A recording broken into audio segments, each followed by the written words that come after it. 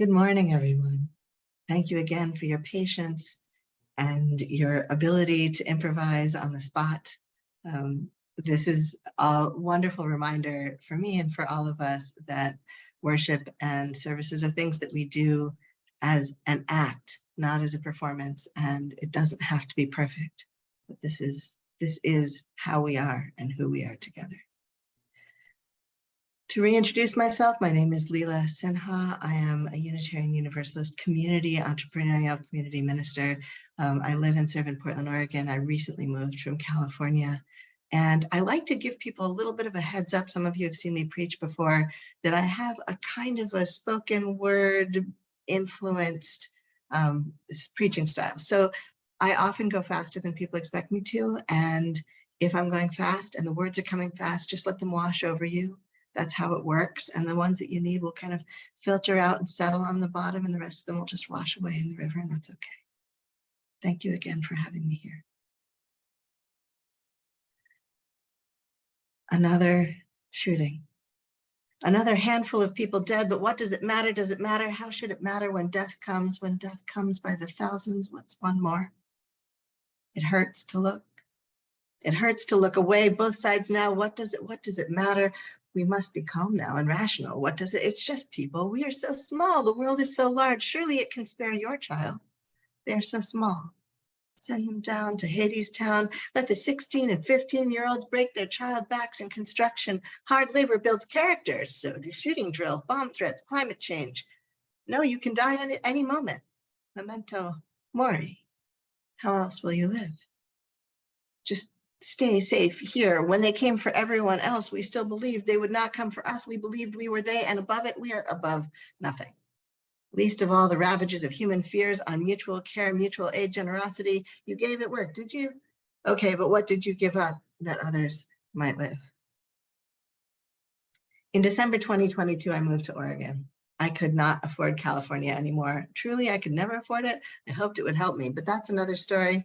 But when I first moved to California from Maine, and people were in shock and horror that Trump had gotten elected, which had only horrified but not shocked me, and everyone was saying, what can we do? I told them. I told people what I knew from living in Maine for 10 years, which is a very purple state. I told them, you must move. If you want to change people's minds, you must become their neighbors. Take 20 friends with white privilege or straight privilege or cis privilege. You don't need all three, and move to a red state. Become embedded in the culture. Meet the people who already believe, as you do, they're there, and follow their leadership. They know the terrain. Work in the schools, pay the taxes, suffer the lack of resources, and revel in the natural beauty of the place where you landed. Trade snowblower tips and cups of sugar.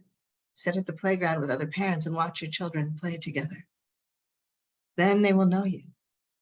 Then they might care. Then they might change. To a person, every single person I said that to said no. Everyone I said that to said, oh no, I'm not moving. And I said, then the country will continue to go this way, and you do not get to complain. You cannot change them without being them. And here we are now. I hold with what I said then. Those who can do so safely must redistribute the values that we hold so dear, and it is only and specifically carried in our persons, in our very presence, in our flesh and blood and breath. And if you think it cannot be done, look at our leaders who are doing it. I even have queer colleagues in Oklahoma and Black colleagues in Tennessee, but your ministers are not here to do the work for you. Your ministers are not here to do the work for you. This is not work for hire. We are here to do the work with you. We are here to support you in doing your work. I am a lifelong Unitarian Universalist. I have never known another faith tradition. I was raised an atheist with scientific parents and came along the much less talked about path from atheism through agnosticism to a complicated theism, through a series of direct experiences that are ongoing and complicated, and nothing like a Christian conversion story. Just direct experience of the divine, direct experience of the mystery and wonder. Nothing else could have changed my theology. But direct experience is evidence, and evidence is something that my scientific world understood.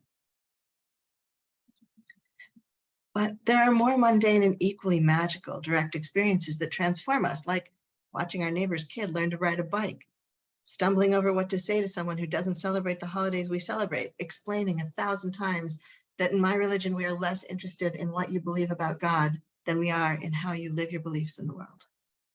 Integrity, kindness, grace, love, putting yourself on the line. We have heroes from our own history who were reviled in their time, like Theodore Parker and Ballou and our civil rights leaders. Some of us have put ourselves on the line, but many of us don't. And so I started asking why not, because I grew up here, right? I know us. Why are we not? Why are we not? What is it that moves us to risk or relinquish our own comfort or not? And how much of that comfort and why? There's some socially acceptable limits. If you say you're doing something or not doing something because you have children or for your children, almost anyone will let almost anything pass. We see in a lot of the current discourse how that can be weaponized. And if you are multiply marginalized, then you are already relinquishing comfort just to exist, probably. And yet, this entitlement to comfort, this sense that we should mostly be comfortable, is an interesting thing. Our comfort in trade for what? Example, if you knew that keeping your house 4 degrees colder all winter would save a person's life, would you do it? It's uncomfortable, it's awkward, it's inconvenient, but it's not going to hurt you unless you already keep your house very cold. For a year, for 10 years, as a permanent lifestyle change, forever, would you teach your children that that was the thing to do also? Or what if it would just allow someone mobility, like give them the ability to move around freely? Would you do it? A specific person, a stranger, someone you knew? What about for a family member? What about sending your child to an adequate instead of a stellar school? What about homeschooling your child instead of sending your child to school? Or buying only 3 new articles of clothing a year, including underwear? I'm asking these abstracted questions because these are discomforts that are just discomforts. They're not fraught. This next one is, though. What about risking imprisonment? What about risking a felony conviction and all of the limitations for the rest of your life that involves? What if your own survival were at stake? How much discomfort is okay? I recently saw a short essay on Facebook by someone who accompanied his friend as he surrendered his ordination papers to the church that ordained him. And as you might guess, that kind of story strikes close to the heart for those of us who are ordained. Now, the particulars are vague, but it seems likely that the person who surrendered his papers was giving up not just his position at that congregation, but the whole career, his whole ordination, his whole ability to be a minister, the whole calling. Vocation, livelihood ended just like that. Why? Not because he was queer, as I first thought, not because he was trans, because the church didn't approve of him conducting his son's wedding.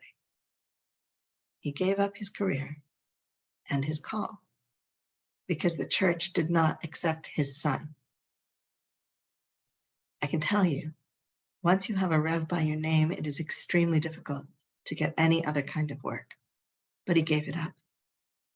Might he eventually transfer to a denomination that will embrace him? Sure, maybe, eventually. And his heart will be broken first, probably already is. And he will grieve first. He probably already is. And he will have to find his path to his God through the alleyway instead of through the church doors. I know this because this denomination, Unitarian Universalism, has similarly broken my heart. But I have chosen to stay because we profess to be better than that. And I want to believe it. I do believe it. I believe we can. I do not believe we are. But we have got to be willing to be uncomfortable more often in more ways. There's a chart that goes around periodically about the comfort zone, the stretch zone, and the danger zone. The comfort zone is where you're not being challenged at all, and the danger zone is where all of your systems have gone into resistance because it's too much. So the stretch zone is in between. The stretch zone is where you're a little uncomfortable but not panicked, and that's where change and growth happen. Unfortunately, we have a tendency to reach for the comfort zone, to reach back to the comfort zone, to try to live only in the comfort zone. And the less capacity we force ourselves to use, the less capacity we have. It's good to return to the comfort zone, to replenish our capacity, to soothe our nervous systems. We know that constantly activated nervous systems are no good either. But if we stay there too long, we get too accustomed to comfort and we lose our ability to be uncomfortable in the name of growth, and then we get stuck. So it is vital to maintain a mental stretching routine. We need a practice of discomfort, of unfamiliar things, of trying stuff that makes us uneasy but isn't dangerous. And as you may have noticed, you're probably more willing to be uncomfortable for someone you have a relationship with. I could talk here about guns and gun culture or about anti-trans legislative horrors. I want to live, says this week's mass shooting meme, in a country that cares more about its children than it does about its guns. But the way that's going to change is by doing uncomfortable things, by us doing uncomfortable things, by us going into the nuanced and uncomfortable and challenging and difficult places. Living among hunters, as I did in Maine, helped me learn that not all guns are bad. I grew up in the suburbs of New York City. That's not hunting territory. But in Maine, I learned that not all guns are bad. It put me on better footing to talk about guns with people who use guns for things. Learning from Indigenous teachers on TikTok, of all places, has helped me change a rigid posture to a nuanced one about lots of things, including fur, including the basic understanding that in order to have life, we must cause suffering, but also we must be willing to be uncomfortable sometimes. And then I found that same teaching in Braiding Sweetgrass by Robin Wall Kimmerer. We must be willing to sacrifice our own comfort for the larger whole, for growth, for care, for integrity, but in the right direction, for the right things. If something makes you uncomfortable because it's morally wrong, that's worth paying attention to. If we truly believe that everyone should have liberty in the pursuit of happiness, then we must radically change our culture. We will be very uncomfortable sometimes. We must become comfortable with discomfort. It, too, must become our neighbor. Care for one another needs a higher priority. We don't have to pendulum swing all the way to the extreme where the group is the only thing that matters and the individual doesn't. I'm not suggesting that. But we first must care for our most vulnerable, sacrifice something to the common good, not because suffering is noble. I don't think there's any moral nobility in suffering for its own sake, but because common care is, because growth is, because rest is. And that means rest for our most vulnerable, who are most often scrambling, because being who we would like to say we are is important.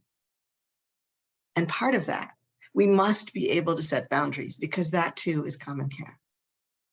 Some things are simply not acceptable: racism, sexism, gun violence, ableism, homophobia, heterosexism, transphobia, classism. And here's one that we do that we think we don't do: sabotage. There's a 1940s OSS manual. Now, the OSS is the precursor to the CIA. It is now freely available for download on the Homeland Security website because it's been declassified. And it talks about how to sabotage an organization. The first bunch of pages, it's a short manual, the first bunch of pages are about how to physically sabotage things. But then you get to the end, and when I read the end, when I first read it, I was shocked, because that manual describes the ways that we Unitarian Universalists are together when we are the least healthy. It sounds exactly like us. Items from that manual include, and I'm quoting, general interference with organization and production. Insist on doing everything through channels. Never permit shortcuts to be taken in order to expedite decisions. When possible, refer all matters to committee for further study and consideration. Attempt to make the committees as large as possible, never less than 5. Bring up irrelevant issues as frequently as possible. Remember, this is a sabotage manual. Haggle over precise wordings of communications minutes and resolutions. Refer back to matters decided upon at the last meeting and attempt to reopen the question of the advisability of that decision. Advocate caution. Be reasonable and urge your fellow conferees to be reasonable and avoid haste, which might result in embarrassment or difficulties later on. Be worried about the propriety of any decision. Raise the question of whether such action as contemplated lies within the jurisdiction of the group or whether it might conflict with the policy of some higher echelon. In making work assignments, always sign out the unimportant jobs first. See that the important jobs are assigned to inefficient workers and poor machines. Insist on perfect work and relatively unimportant products. When training new workers, give incomplete or misleading instructions. To lower morale and with it production, be pleasant to inefficient workers. Give them undeserved promotions, discriminate against efficient workers, complain unjustly about their work. Hold conferences when there is more critical work to be done. Spread disturbing rumors that sound like inside dope, and never pass on your skill and experience to a newer, less skillful worker. Here ends the quote. What if we set boundaries about that stuff among ourselves? Setting boundaries in white supremacy culture is often very uncomfortable, but it's important. Setting boundaries in white supremacy culture, it's embedded in our culture not to do that, not to tell people no. UUism, for example, is terrible about letting violence rage on as debates, which do harm as they happen. What would happen if we simply said, no, that's not a conversation we have here. That's not a thing we should be debating. What if we said no in our congregations, in our communities? What would happen if we simultaneously spread across the country, joining that good work that is already in progress, I promise, in every state? What would happen if we did things that we already know how to do, like listening, like making casseroles, like building complex, deep, well-rooted prairie grass community? The truth that I know is that personal relationship and investment are what move people to risk and sacrifice. That and a sense of responsibility to and for the world's goodness. The truth that Rabbi Danya Ruttenberg tells us is that yes, we are always our brother's keeper. We are always the keeper of our beloveds, unequivocally, without question, without question. Personal relationship and investment are what moves people to risk and sacrifice, along with that sense of responsibility to and for the world's goodness. And that one, our faith teaches us, even and especially this rebel faith. Perhaps all we need to do is live up to our own faith's profession. Our own potential is right here. We need only be who we say we are, together. Blessed be, and amen.